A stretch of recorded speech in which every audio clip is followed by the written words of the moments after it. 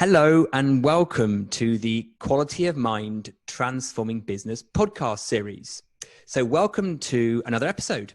And today we have an interview with Helen Amery, who was actually on the show about 18 months ago. And she did a little mini series. There were actually 3 short episodes that she kindly did with us. Going through what it was like to get an understanding of the mind, the understanding behind quality of mind and how it changed things for her. So she's back. And this time we're here to talk about a topic that I think a lot of people will find really relevant. And Helen's got a really nice view on it. And I'm going to let her sort of introduce it and we'll take it from there. So Helen, welcome back to the show. Lovely to see and chat to you again. Thank you. Good to be here. So today we were going to talk about disillusionment, something that essentially, which means we're a bit confused about what's happening in life, and therefore something which has really been magnified in recent times, given COVID and lockdown and things being very different to normal. But essentially, this is about really getting to some stage in life where you just start to question what's going on, why is it like this, why have I not got the sense of happiness or security or fulfillment that I thought I'd have had by now, especially if we've gone through a certain amount of our lives. So often it is around midlife, this midlife kind of what we'd call crisis stage, but actually is a midlife opportunity stage where we've done what society said we should do. We've got a good education, we've had a career, we've climbed the ladder, we've got the house and the family and the car, and it's like, so why is it not working? Why have I not got all that stuff that was promised to me? I was always told, you'll be a good person, you'll be a worthy person, and yet we get to this point and we're like, well, it doesn't feel like that. It doesn't feel great. It feels flat, or it feels dead in some way, or just I don't know, just like an emptiness to it. Not what we really thought we were doing all this hard work for. So that's what I thought would be useful for us to dig in. It's so interesting the way you described that, because I think whether people will identify with every single one thing of those you said, I think there are many people that I come across and work with who would sort of be nodding to some of what you just said, but particularly at a particular phase in our life, as you say, maybe the middle part of it. And the other way I hear people talk about it is they just feel, it's a little bit like you said, a little bit flat, but they might have lost their mojo a bit. Things feel a little bit repetitive, like on a bit of a hamster wheel. So, that they've ticked some of the boxes in their success, as they got some of the material things, the house, the security, the job. Maybe they've been promoted a couple of times, but it feels a bit flat.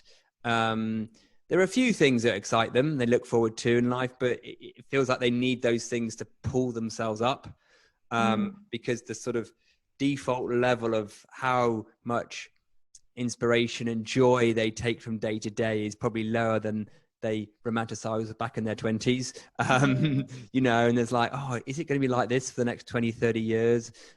And then they start to question things. Maybe they question their career choice, even their relationships, their hobbies, their parenting, and they start looking for what might it be? And can I make a change? But then they can feel a little bit shackled by the setup. Well, I need the mortgage payments. I've got the kids, and it's all status quo at the moment, so I don't really want to change too much. But then that sort of happiness kind of gets normalized back in again. Do you think there's people out there that may not? This might sound a bit weird, that they're probably in a bit of this phase, but they don't really recognize it. Yeah, definitely. I guess it's like anything, if any experience is on a made up spectrum, but is on a made up spectrum.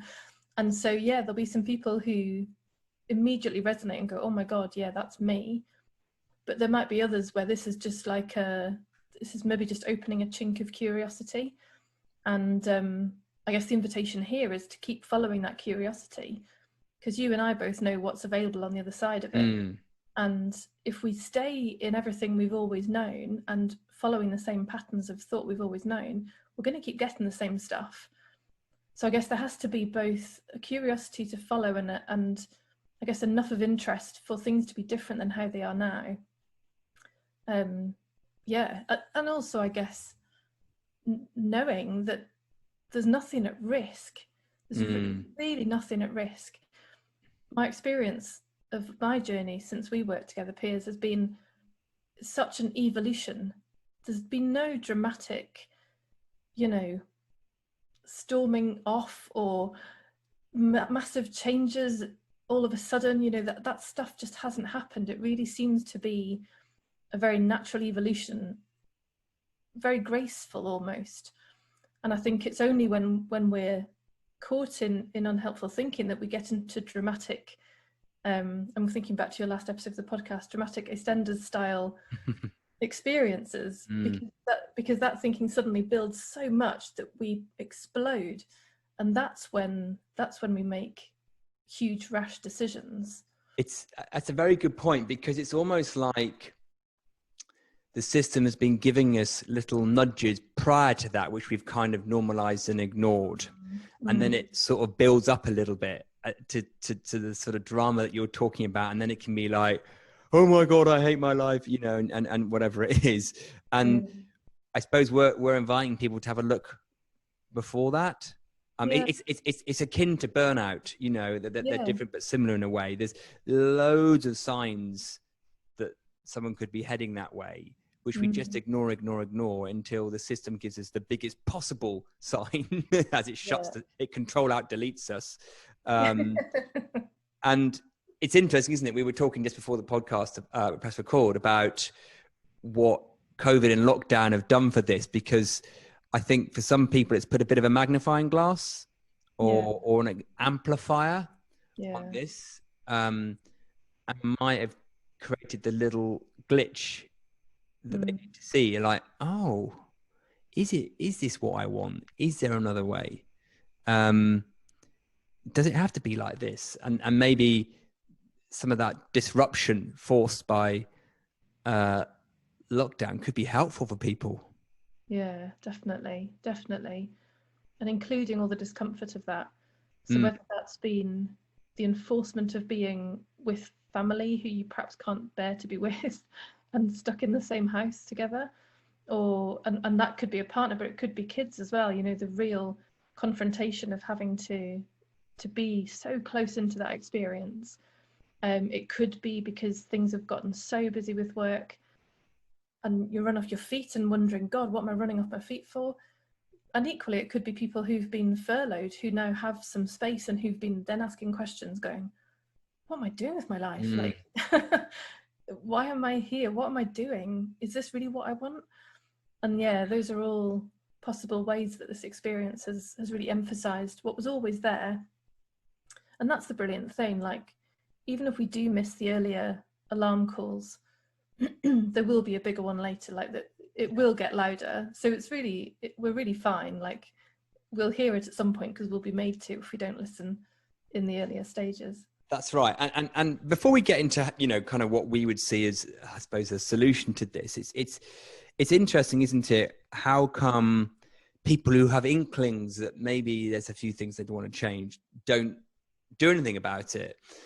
And my guess is on that, well, not my guess, talking to people, from my own experience, is that we can't, although we're not massively joyful and inspired and full of awe in every moment of our lives, we can't quite see with ease how it could be different. So we think, well, at the moment, at least things, I've got the security of, a house and a relationship and some form of job, and I can't quite see, I wouldn't want to rock the boat, even though they're not loving the boat, that they wouldn't want to change something, because when they look into their imagination, they just see a lot of hassle and pain or risk in changing. So they go, well, I don't really love it here where I am right now, but I can't really see an easy way out. So then they get stuck in that, I suppose it's the rut, isn't it? That's what the rut is.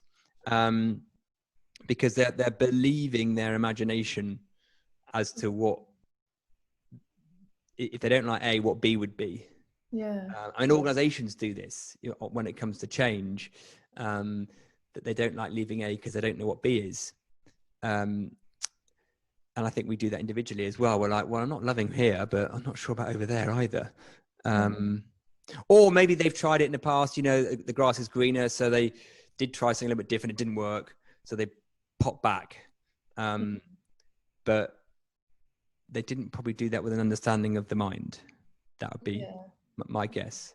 When you're talking about that, I'm hearing it's something which I think it's Dick and Bettinger's talked about before, the idea of working off the hard drive rather than off the Wi-Fi. So in that experience, people are working off the hard drive using existing data that's been stored previously, and therefore limiting the possibilities that are coming to mind. So it's like, oh yeah, that happened before, therefore that's definitely going to happen again. And oh, I've seen other people have this experience, so that's definitely what's going to happen to me. Or yeah, bringing up all the fear stories of, well, this or this or this could happen. What if?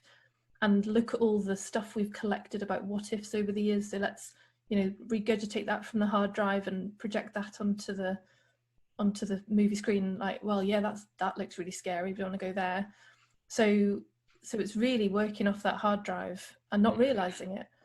And well, yeah, and there's a big impersonal cloud base out there to look at rather than the hard drive. And it's funny actually, because back in my positive psychology days, you know, I remember this phrase, you know, you need to imagine the future you want, right? So imagine the future. So I'm going to really create in my mind the future, right? And now when I hear that now, I'm like, oh no, I wouldn't do that. No, what would you want to do that for? The reason being is that our imagination is pretty limited, really, because it's generally based on what we can see already. That's why it's able to be in our imagination. As an entity, as a person, what can I imagine? Now, what I think's much more accurate is there's so many things, infinite things, literally infinite things outside of the imagination that could be our reality. So why do we want to go, right, let me try and imagine one. Now, I do get that if you're imagining the future to be terrible as a tactic, it's probably better to imagine a future that isn't terrible, right? I sort of get as a little easing tactic, nice idea. Well, think positive. Yeah, better than thinking negative. But I would just don't think at all, right? I don't mean literally don't think at all, but don't be constrained by what your hard drive comes up with, whether that's negative or positive, because the truth of it, from what I can see, is that we're far much greater than anything that we can ask a me to come up with. So it's kind of, we can be limited by our imagination. Yeah, and it's just such a moving feast. I mean, God, we've seen that through COVID as well. Like day to day, everything changing all the time. And it's slowed down a bit now. Well, from what we can see, obviously, it seems to have slowed down, but change is still happening all the time. So it's that thing as well, that thinking, even if we could imagine a future today, it's already out of date in the next 5 minutes, never mind tomorrow. So there's also a real limit in doing that, because what we tend to do is go, oh God, yeah, that future looks amazing. Right now, I've really got to have that. And so now the mind just clings to that alternative future that it thinks it has to have to be okay. And then that just sends us down a whole other rabbit hole, because we're now just lost in a whole, like in a different way. We've got no more clarity, we've got no more freedom. We've just caught ourselves into a new prison and a new rat race, really. Exactly. And that's what I've talked about before, that I call the positivity paradox, or the optimism paradox, is that we think, oh, great. Yeah, it'll be okay because it'll be like that. We got no idea what it would be like. And if we attach ourselves to any particular outcome, like, oh, it'd be okay when, it'd be okay if the economy comes back in 18 months, not in 3 years, or if I'm allowed to go to Spain for holiday, or whatever, you know, right? As soon as we do that, any conditionality, we need to just ease off on. So let's just get back to disillusionment for a moment. And so let's say someone's been kind of listening to what we said and nodding, going, well, there might be a bit of that going on for me, right? What, and let's say they're thinking, well, so what do I do? Well, if I came to work with one of you bods, what would you be pointing me to do? So what's your kind of view on the way out or the way forward or the different direction that someone can take if they're feeling a little bit of disillusionment at the moment? Yeah, so a word which obviously we used a lot when we were working together, or you used a lot with me, was correlation. And so I think the primary thing is to see the correlation, not the cause, in everything that's going on. Mm-hmm. So when we've thought a job has made us secure in the past, and that suddenly it's not making us feel secure anymore, or it's been fulfilling in the past and now it's not fulfilling, we would naturally go, oh, well, the job's wrong then. The job needs to be changed in some way. Maybe it's not got enough responsibility. Maybe it's the wrong company. Maybe it's not enough money. And we go chasing to try and find the different job that will now fulfill us or now secure us. And it's looking to the fact that the job never caused you to feel fulfilled in the first place. It was only ever correlation that the mind settled for a moment to say, oh, good, we've achieved that new job. And in the achievement of the job, it goes quiet because it thinks we're safe. It thinks that safety has been found. But inevitably, the mind kicks back in again and starts churning out its stories again. And we've not realized that it's in the churning of the stories and the believing of those stories that our insecurity returns and our lack of fulfillment returns. And in misunderstanding that, yeah, we've just kept chasing the next job or partner or whatever the thing is out there that looks like it's the source of our happiness. And so, yeah, the invitation really is to start to get very curious about where is our experience really coming from, because it's not coming from those thoughts. It's the absence of those thoughts that actually brings that amazing feeling of deep security or deep fulfillment or really real happiness. So it's spotting that when we're feeling a little disillusioned, flat, rut-like, not in our mojo, whereas it might look like, oh, that's because my relationship's not great, my job's not great, my kids aren't great, my prospects aren't great. That's what it might look like. We've been conditioned to think what causes that in the outside world that I'm feeling in me, is instead to go, okay, well, if I know my feelings are not telling me anything about my situation or circumstance, and I'm just feeling a bit off, what is it telling me? Right? So if it's not telling me anything about my job or my situation, my circumstances, what is it telling me then? That thought in the moment, literally a thought being believed in the moment. Mm-hmm. So if we're believing the thought, this job isn't okay, I hate this job, I need to get out of this job, then we're going to have feelings of fed upness and Right. dissatisfaction and believe there's a need to change to feel better. Because there's a huge misunderstanding around feelings that, yeah, well, like you just said, that they're telling us something important about the outside world and that they're wrong. You know, if we're not feeling good, we've been told to change that. We've been told to get rid of that bad feeling. So the combination of being told to get rid of it and being told that the way to get rid of it is by changing the outside world, inevitably we've spent our lives trying to change the outside world experience to try and change our inner experience. So what about, and I'll play devil's advocate as a potential listener going, okay, all right then. So are you telling me then I just have to put up with my rubbish job? So it's really, really obvious to me that we will always do what makes sense. Mm-hmm. And so if you're sitting there thinking, God damn it, yeah, I really hate my job, then you're going to leave your job and find something else. This conversation doesn't ever take away the ability to act. Mm-hmm.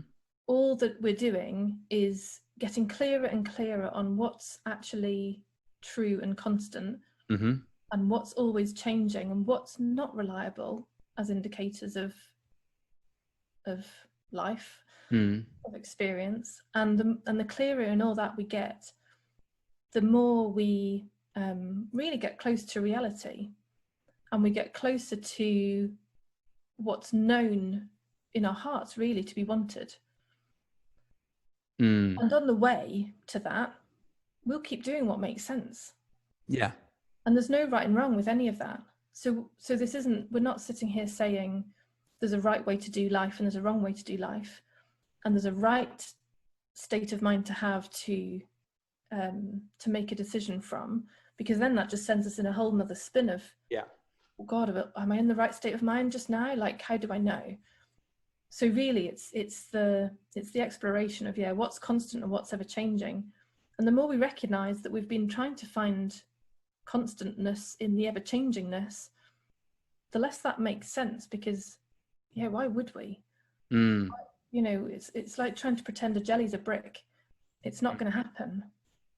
Well, I think let's get into that a bit more, because I think that's it's an important point, because I'm going to say it a slightly different way, and you tell me whether it's what you were sort of pointing to, is that if we think there is the perfect combination of job, relationships, salary, car, shoes, golf score, whatever, that makes wonderful feelings, right? We're kind of wrong. Yeah, because those things are ever changing. So what we think a nice house is can change. You know, it starts off being a little bedsit and ends up being a mansion, whatever it is, right? So we don't really want to look there for any solidity into what is truly important and available to us, because it's going to change, right? Mm-hmm. And most people probably can guess that. But it's the most tangible thing to look to. So that's where we'll go. Now, what we're pointing to is something that is innate, inherent in what it is to be this lovely human thing that we are, that is actually something that's pre-human in a way. It's almost pre-Piers or Helen. It's just the essence of what we are, which is this amazing capacity to experience life with flow and inspiration and joy and resilience and the crappy bits, right?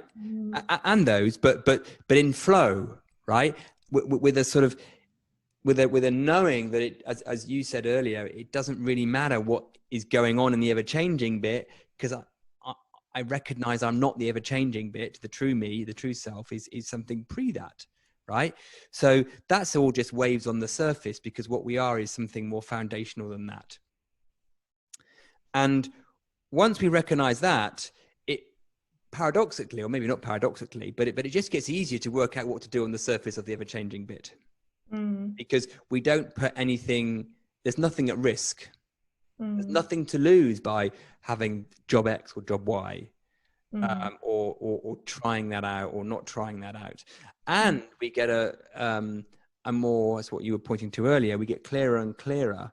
We get more what I would call obviousness as to, this job's not for me, let me try something else. But we're not doing that, and it feels like we're betting everything on that decision, because we know that the most important thing, which is our capacity for well-being and connection and love and inspiration, isn't up for debate. That's not going to get taken by the job or the circumstances. So we are always going to be okay at the level that matters. And that frees us up to play the game of life with a different ease and aperture. Yeah. Is that sort of what another way of saying what you're saying? Yeah, and I love that clarity of, the same as the job can't take it away, that like the job can't give it to us in the first place, the job also can't take it away. It's absolutely works both ways. And people notice that, right? So I'm sure you'll find as a client is that they've been in this job, they've then decided they're going to leave, and they found a new thing to do, and then they suddenly start enjoying their job again. And you're like, well, that's odd. Oh, it's just because I know I'm leaving. Is it? Or is it just because your mind is feeling less contracted, and some of the things that you just see the job differently, right? And there's an ease in that, and because it doesn't fit, because you haven't got all the contraction, Yeah. So The psychological weight's taken off it. yeah, and suddenly you start seeing it more, and kids are a great example of that. When they're tired, let's say you take them on a lockdown walk, and they're like, "Oh, let's go again. I'm so bored." And halfway around, they're like, "Well, I can't do any further. No, that's it." Big meltdown. And then 2 minutes later, they're like running around the rest of the walk. You're like, "Well, where did that come from?" Well, they just forgotten that they found the walk boring because they traced a Squirrel. yeah, exactly. Yeah, and off they go, and the whole walk now looks different. Yeah. So, and the same for us. So I suppose one point we're saying is, in order to see through this disillusionment, this rut, is to know that whatever's going on in the game of life, circumstances, situation, has a lot less to do with actually what is important and true to us in terms of our ability for well-being and capacity and resourcefulness. It's not the be-all and end-all at all, and that is more innate within us, which takes away the power from getting the world right. Yeah, and brings back experimentation. You're talking about kids who are brilliant at just trying things and making mistakes and trying something else. It returns us to that state of experimentation and just knowing that it's okay. We could try anything, like you said. We could go and change job and see what that job's like, and nah, that one's not quite right, so let's go and get another one. And even, like, obviously in the current experience, there are going to be people who are being made redundant, and there are going to be less jobs around.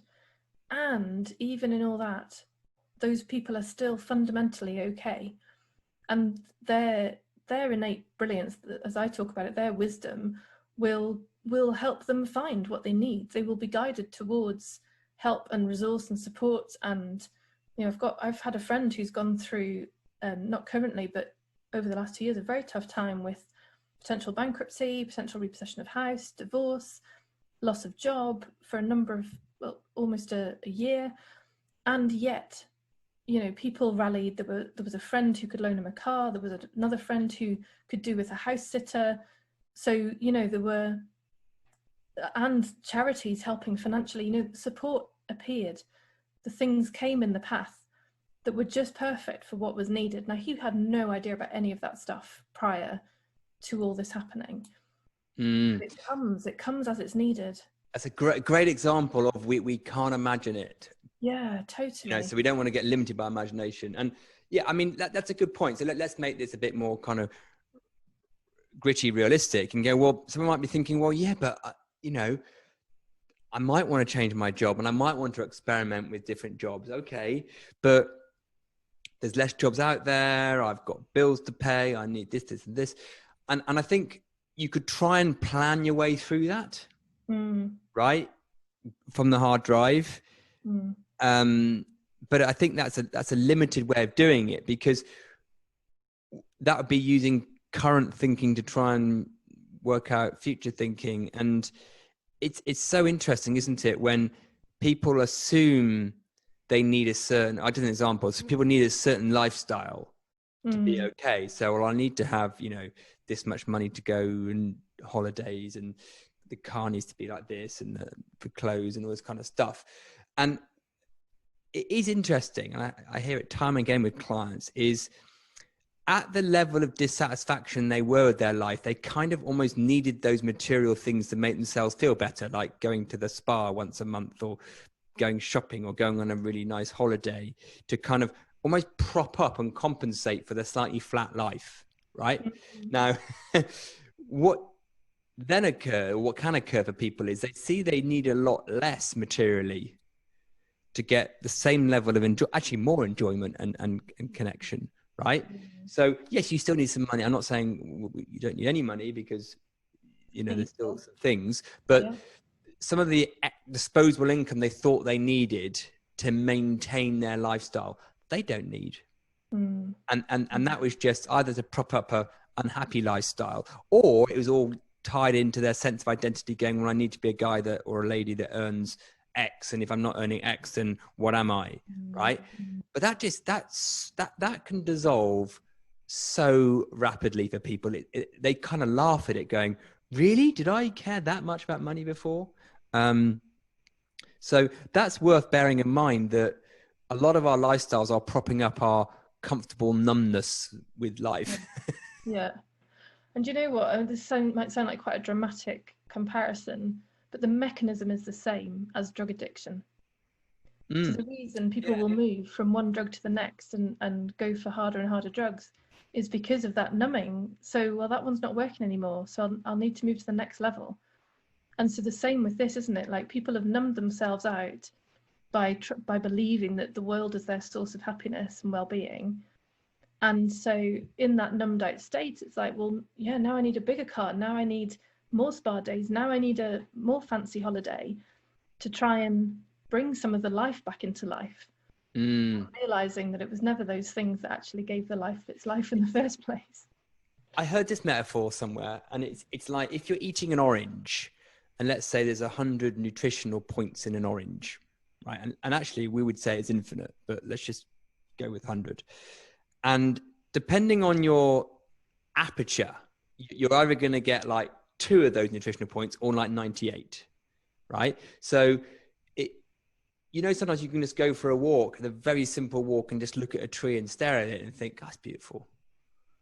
That's a beautiful tree. Now, I know that sounds a little trite, yeah, but you get a lot of joy from just seeing that tree. Or at the moment, sunsets are doing it for me. I don't know what's going on. I can't quite work out why they weren't like that before. And the simplest thing, right?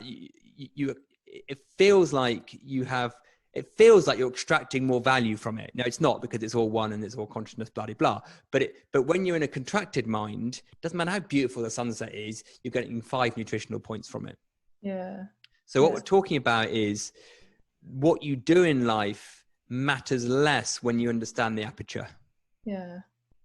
Yeah. Does that make sense as a sort of way of describing it? And what I really hear in that is that because the thing that becomes available from this work is being present in the moment.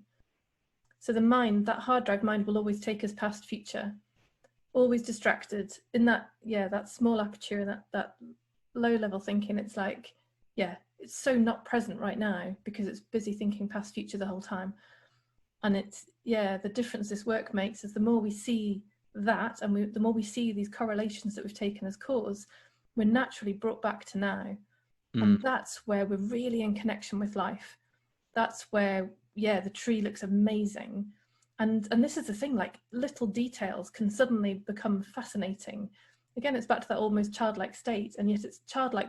We still come with all our brilliance that we've gathered through our lives, all of our experience and beyond our experience.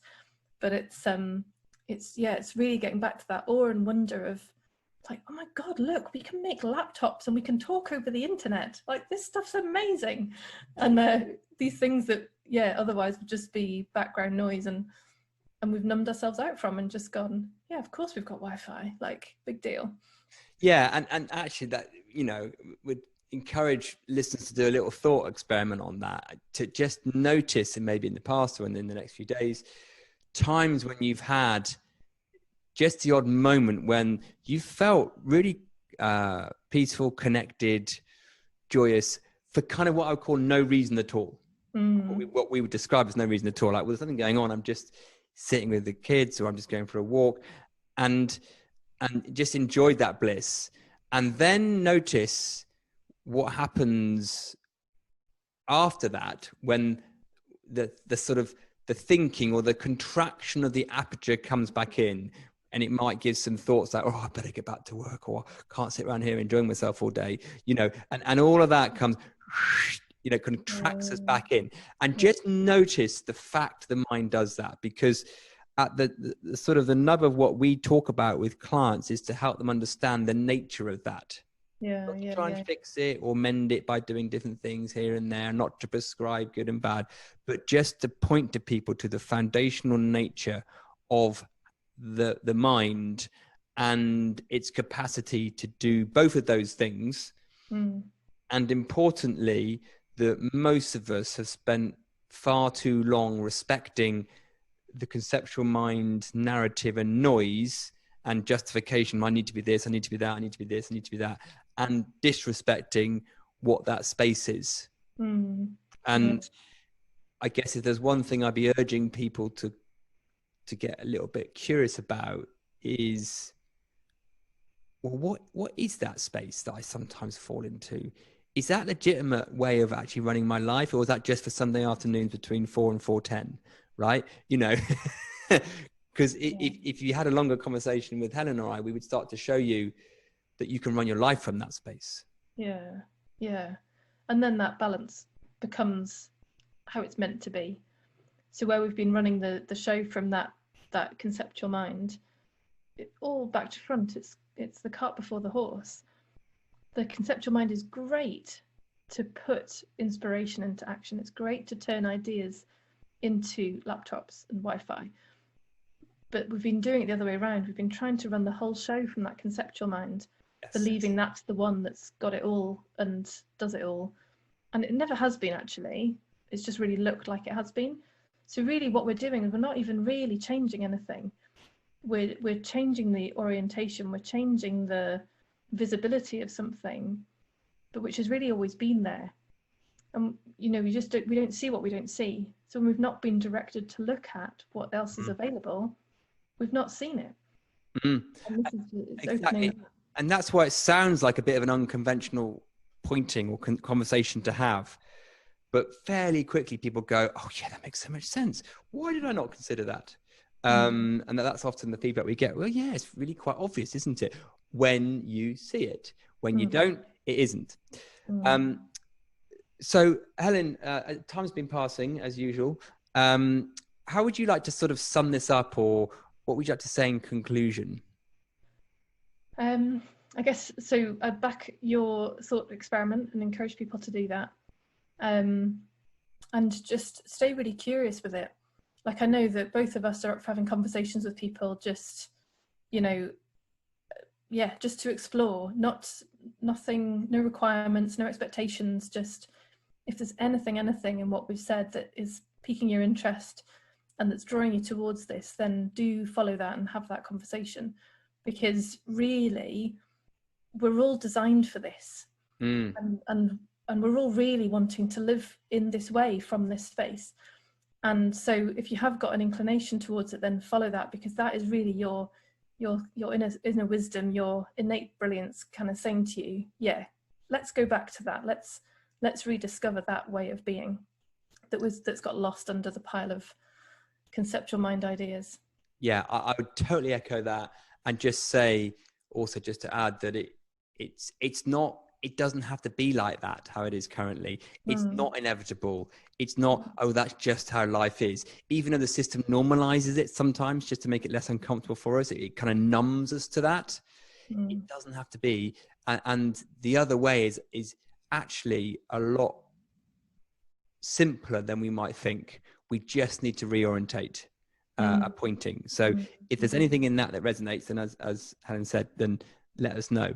So thank you once again so much for coming on and doing this. I think people will find it really interesting what we've just talked about. Well, hopefully, but maybe people can tell us. We'll find out, yeah. so thank you again. Yeah, thanks, Piers. Thanks for having me. So everyone, I hope that was useful. Have fun being curious until next time.